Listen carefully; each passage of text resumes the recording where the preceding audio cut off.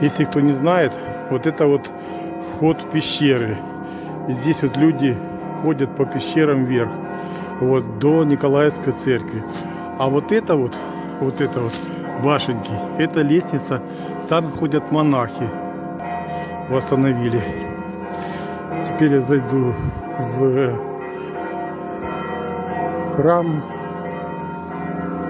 Какое величие!